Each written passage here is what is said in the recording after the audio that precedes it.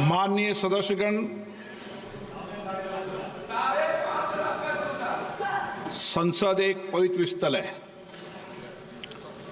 और इस भवन की एक उच्च गरिमा, प्रतिष्ठा, मर्यादा है और इसी भवन में हमने आज़ादी भी प्राप्त की है और दुनिया का सबसे बड़ा लोकतंत्र सर्वोच्च प्रतिनिधि संस्था है। संसद में देश की आकांक्षाओं, अपेक्षाओं को पूरा किया जाता है। सहमति, असहमति हमारे लोकतंत्र की परंपरा रही है, जो संविधान बनते समय भी हमने अभिव्यक्त की है। लेकिन मेरा आपसे आग्रह है कि हमें गरिमा रखनी चाहिए। पिछले कुछ दिनों से मैं देख रहा हूं, संसद परिसर में जिस प्रकार के प्रदर्शन किए जा रहे हैं, जिस प्रकार के नारे, पोस्टर, मुक्तों का प्रयोग किया जा रहा है, वह सिर्फ न अशोभनीय है बल्कि हमारी नियम प्रक्रियाओं, संसदीय परंपराओं के अनुरूप भी है। मुझे बड़े अफसोस के साथ कहना पड़ रहा है, इसमें प्रतिपक्ष के बड़े नेताओं का आचरण व्यवहार भी संसदीय मर्यादा के अनुकूल नहीं है। माननीय सदस्यों, मेरा आग्रह है, चाहे सत्ता पक्ष हो चाहे प्रतिपक्ष हो, सत्ता पक्ष हो चाहे प्रतिपक्ष हो, आप बैठिए, आप मेरी बात पूरी सुनिए, आप मेरी बात, चाहे सत्ता पक्ष हो चाहे प्रतिपक्ष हो,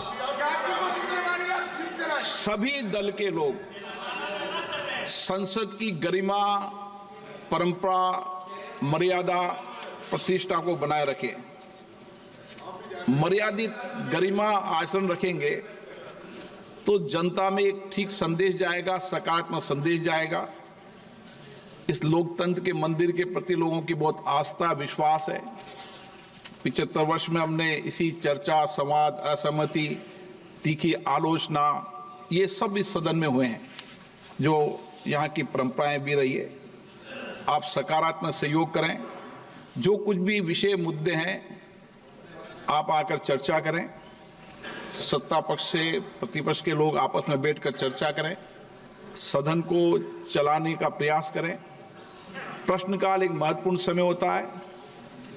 पूर्व में भी कई बार चर्चा हुई कि प्रश्नकाल में हम सदन को चलने देंगे। मुझे आशा है कि आप इस परंपराओं को, परिपाटियों को और इस सदन की पीठ को आप सकारात्मक सहयोग करेंगे और सदन गरिमा से चले, ये मेरी अपेक्षा है। प्रश्नकाल और कोई विषय है तो प्रश्नकाल के बाद आप विषय को शून्यकाल में अपने विषय को रखें, ये मेरा आपसे आग्रह है। प्रश्नकाल question number 201, Dilip Saikia. Question number 201 sir.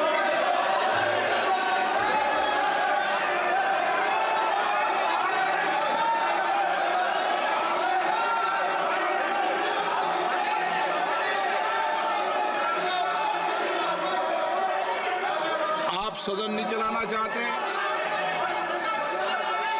सदन चलेगा, मर्यादा, गरिमा चलेगा।